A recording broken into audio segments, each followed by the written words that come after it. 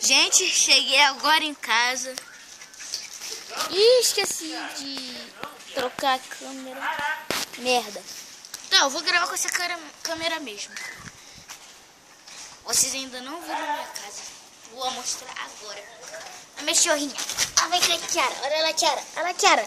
Olha a Tiara. Olha a Tiara. Tiarinha. Nina. Tiara. Ô, Tiara. Olha pra câmera. Olha pra câmera, Nina. Ai, meu Deus do céu. Acho que dá pra ver ela. Só. Olha. Ó.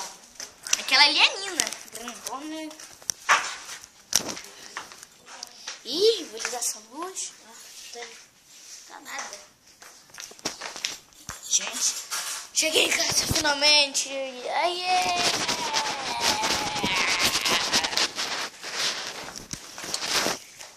Eu vou postar vídeos do Gato Carreiro que eu gravei. Só que quando eu não fui nos brinquedos. No primeiro dia que eu fui só pra visitar mesmo. Eu vou postar esses vídeos. Esse vídeo não, um só, né? Porque feio. Agora tá desanimada aqui. Olha pra câmera, menina. Olha pra cá, meu.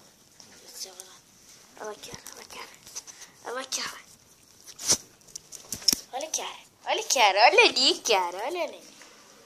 Olha, neném. Olha aqui. Olha pra câmera. Isso. Aí. E você, Nino? Meu Deus do céu.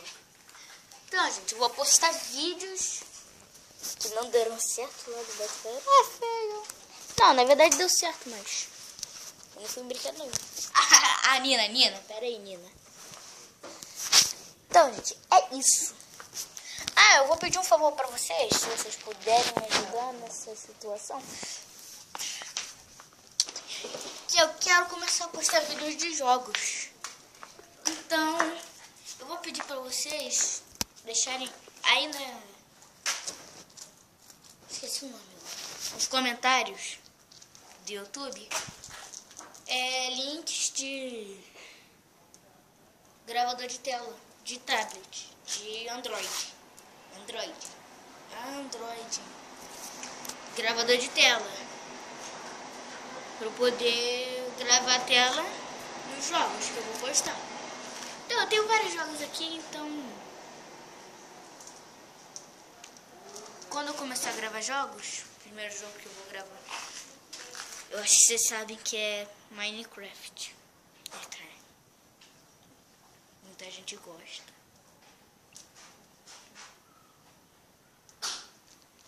Eu vou confessar uma coisa.